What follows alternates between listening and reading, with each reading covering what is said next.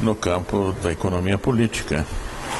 Vindo de um país, tem a sua liderança principal na China, que é um país que tem demonstrado uma capacidade de liderança econômica no mundo extremamente importante, contra a orientação dominante nos grandes centros do pensamento ocidental.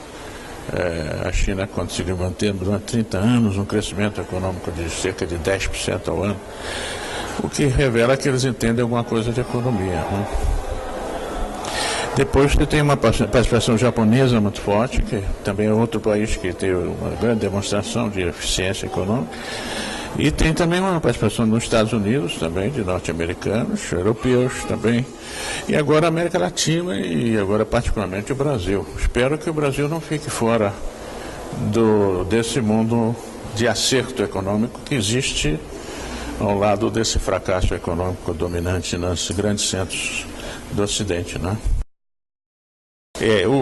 Essa associação, que é uma associação mundial de economia política, ela criou esse prêmio, né, para, enfim, homenagear os principais autores do mundo no campo da economia política. E não sei exatamente por que razão, mas eu me imagino que é pelo fato de que eu sou talvez o único latino-americano que tem 6 obras traduzidas para o mandarim e é discutido e lido bastante intensamente, pelo menos nos meios acadêmicos, mas também nos meios políticos da China. Bom, primeiro, eu acho porque eu trabalhei muito sobre a ideia de que nós temos uma economia mundial que é o centro da organização da economia. Não, as economias nacionais são muito importantes, mas elas se desenvolvem no contexto de uma economia mundial, na qual há um desenvolvimento muito desigual, mas ao mesmo tempo combinado, não é? Ao mesmo tempo que a desigualdade é muito grande, ela está articulada no mundo, não é? E, portanto, a situação dos países que são centro da economia mundial e a dos países que são dependentes, subordinados nessa economia mundial, não é? É uma relação muito determinante das opções políticas, das opções econômicas no mundo. Os chineses estavam muito preocupados de que a China saísse da condição de subordinação da economia mundial em que eles viveram durante um longo período, desde o final do século XVIII, quando a China era a principal economia do mundo e de repente entra numa queda que leva a China para uma condição de subordinação na economia mundial, etc. Mas, então eles tinham muito interesse de pensar o problema econômico nesse contexto mais amplo, não é? Creio que isso foi uma razão pela qual, já na década de 90, traduziram um livro meu que já existia na América Latina há muito tempo.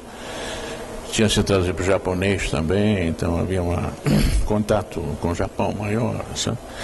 E depois os outros livros onde eu trabalho exatamente sobre essa relação de dependência no mundo, né? E sobre a economia mundial.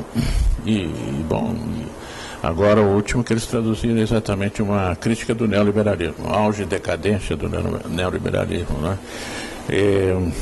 Que eu intitulo inclusive como do terror à esperança, que é um pouco a situação que vivemos depois de anos de terror para impor uma economia contra o povo. Estamos abrindo e tendo um pouco de esperança de superar esta situação e passarmos por uma fase de crescimento, desenvolvimento, de atendimento às necessidades dos nossos povos, etc. Nesse momento que a Europa está assumindo a perspectiva que dominou aqui a América Latina durante um longo período de reprimir a demanda, de baixar os salários, de ter uma economia profundamente contra os nossos povos, não é? Depois de anos que nós éramos o campeão disso, sob a direção do Fundo Monetário Internacional, eles agora assumem essa política e a liderança europeia, né, a elite europeia, mas com muita resistência, né, uma resistência muito forte na Europa nesse momento. A China está fora disso, mantém o seu desenvolvimento, mantém o seu crescimento, não há nenhum grande movimento contrário ao processo econômico da China. Portanto, interessa a eles uma interpretação, um estudo dessa problemática que explique, né, o que está ocorrendo, que ajude a tomar decisões que eles têm tomado de maneira bastante sábia.